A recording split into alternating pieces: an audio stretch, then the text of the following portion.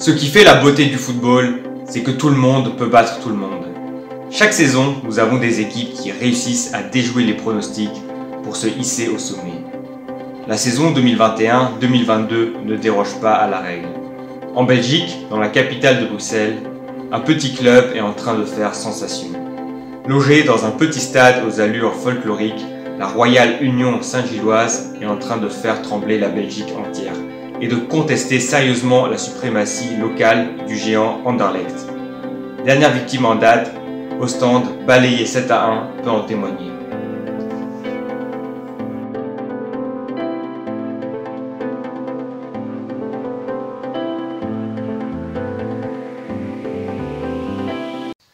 Salut tout le monde, je suis très content de vous retrouver pour une nouvelle vidéo. Alors aujourd'hui on va un petit peu changer de sujet, je vais vous parler d'un club que je ne connais pas, qui est composé de joueurs que je ne connais pas et qui évolue dans un championnat que je connais finalement très peu.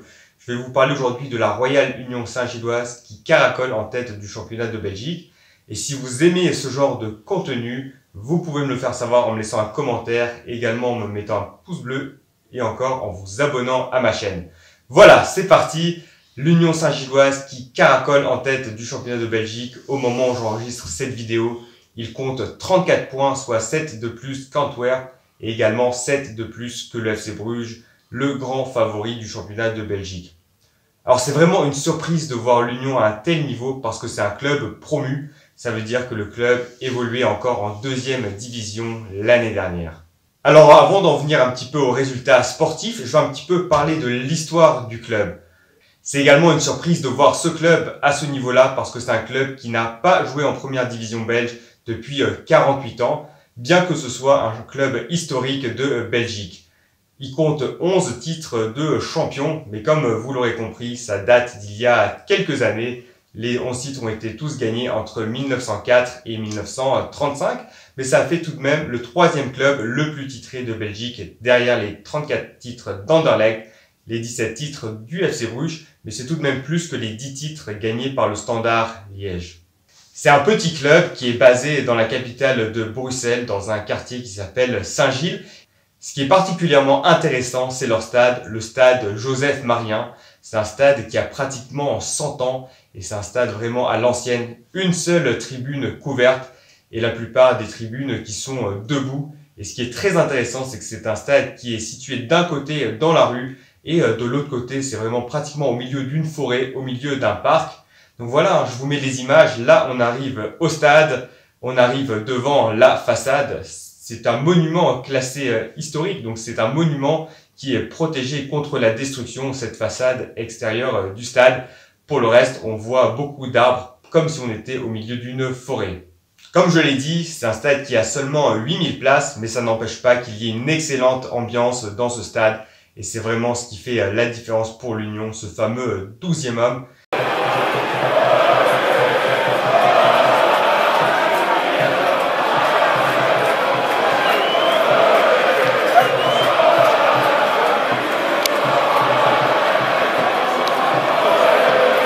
D'ailleurs, je reviens un petit peu aux statistiques. Le club reste sur 6 victoires d'affilée, dont un 7-1 sur la pelouse d'Ostende la semaine dernière. 6 victoires d'affilée au cours desquelles le club a marqué 23 buts. Le club est leader dans tous les domaines de Jupiler League. 40 buts, c'est la meilleure attaque cette saison, loin devant Anderlecht et Genk, 28 buts pour les deux équipes. Mais c'est également la meilleure défense, 14 buts encaissés seulement contre 18 pour Antwerp.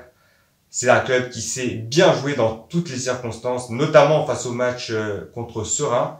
Le club était mené 2-0 à la mi-temps, réduit à 10 dès la 45e minute. Et pourtant, il a livré une deuxième période phénoménale, a inscrit 4 buts après avoir attaqué de manière incessante. Je vais maintenant vous présenter le 11 de base de l'Union Saint-Gilloise, donc le 11 qui était aligné la semaine dernière lors de la victoire face à Ostende. Comme vous le voyez, l'Union évolue principalement en 3-5-2. Alors pour commencer, le gardien, Anthony Maurice. Alors lui, c'est un joueur qui a pas mal d'expérience puisque c'est le gardien international du Luxembourg. Donc il a une certaine expérience au plus haut niveau.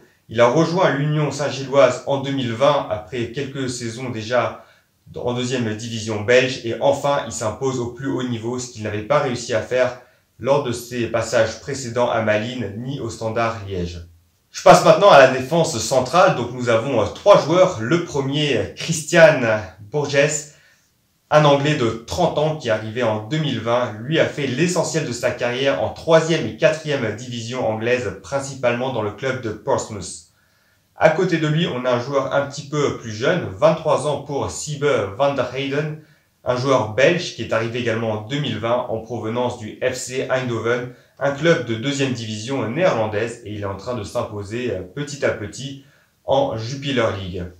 Enfin, le troisième défenseur, le franco-marocain, Ismaël Kandous. Alors lui, il a évolué principalement en 3e division française. Il a rejoint le club en 2019. J'en viens maintenant aux pistons, donc les joueurs sur le côté du 3-5-2. Alors commencer avec le côté gauche, Loïc Lapoussin, un joueur international malgache. Il joue en équipe nationale de Madagascar depuis maintenant 1 an. C'est un joueur qui a connu un petit peu la Ligue 2 avec le Red Star. Il est arrivé également l'année dernière du côté de l'Union Saint-Gilloise. Son pendant sur le côté droit, un joueur un petit peu plus expérimenté, Bart Newcop, 25 ans, mais il a quand même 77 matchs de première division néerlandaise à son actif, principalement avec le Feyenoord de Rotterdam, le club qu'il a quitté cet été pour rejoindre donc l'Union. Au milieu de terrain, on a 3 joueurs, à commencer par Damien Marc, 174 matchs de Jupiler League, donc on a affaire à un profil très expérimenté. C'est également un joueur qui a connu la Ligue 1, 80 matchs de Ligue 1 avec Dijon, Caen et Boulogne-sur-Mer. Il a rejoint le club cet été et c'est le joueur le plus expérimenté de l'effectif. À ses côtés au milieu de terrain, on a Teddy Thomas, un joueur international maltais. Donc vous voyez, on a des profils assez exotiques. Un joueur formé en France qui a surtout évolué en 3e division française. Il est au club depuis 2018 et c'est le capitaine de l'équipe. Enfin, le troisième milieu de terrain, le Danois Kasper Nielsen, 27 ans. Il est arrivé en 2019 après avoir fait toute sa carrière au Danemark. Il a quitté le club d'Odense pour rejoindre l'Union. Le montant du transfert était de 530 000 €. Ça reste à ce jour le transfert le plus cher de l'histoire de l'Union Saint-Gilloise. Cette saison, il est vraiment remarquable. 4 passes décisives et 3 buts. Et pour terminer, je vais passer maintenant à l'attaque. C'est vraiment le point fort de cette équipe.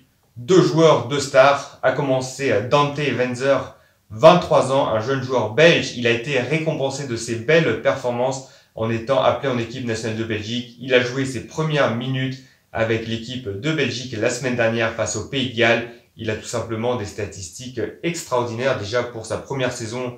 En tant que véritable titulaire, il n'avait pas réussi à s'imposer à Genk ni à Malines précédemment. Ses stats cette saison, 10 buts et 6 passes décisives déjà. Et enfin, pour terminer, la méga star de l'équipe, Denis Undav, l'autre attaquant, 15 matchs, 11 buts et 9 passes décisives. C'est un joueur allemand arrivé en 2020 en provenance du club de Meppen, un club qui jouait en 3e division allemande. Il avait évolué toute sa carrière en 3e et 4e division allemande. Et maintenant, à 25 ans, il est véritablement en train d'exploser les compteurs. Et enfin, pour terminer, je vais quand même dire un mot sur l'entraîneur Felice Mazzi qui est arrivé en 2020. Après un échec du côté de Genk, il a longtemps entraîné Charleroi, mais depuis qu'il est à l'Union, il réalise des performances extraordinaires. Ses statistiques, c'est 2,35 points pris en moyenne par match. La consécration enfin pour cet entraîneur. Voilà donc pour cette équipe de l'Union Saint-Gilloise, la grande surprise de cette saison. Et comme vous le voyez, c'est vraiment des joueurs inconnus pour la plupart. On a seulement eu 2 joueurs qui sont arrivés cet été gratuitement. Les autres joueurs évoluaient déjà au club la saison dernière. Ce serait vraiment une énorme surprise de les voir gagner le titre de Belgique cette saison. Mais vu comme ils sont partis, ils ont toutes les chances d'y arriver. Et d'ailleurs, c'est pas la première fois qu'un promu gagne le championnat la saison suivante. C'est arrivé en France avec l'AS Monaco et également avec Kaiserslautern. Donc voilà ce que j'avais envie de partager avec vous. J'ai pris beaucoup de plaisir à préparer cette vidéo. C'était vraiment des joueurs très intéressants, des joueurs maltais, luxembourgeois, des joueurs malgaches, des joueurs vraiment exotiques. Et j'espère qu'on aura le plaisir de voir cette équipe d'Union en Coupe d'Europe la saison prochaine. Et moi, j'aurai le plaisir de vous retrouver bientôt pour une nouvelle vidéo. Si elle vous a plu, vous pouvez me le faire savoir en me laissant un pouce bleu, également en vous abonnant à ma chaîne. Vous pouvez également me suggérer d'autres sujets et je vous dis à très bientôt pour parler de plus de foot. Ciao, ciao!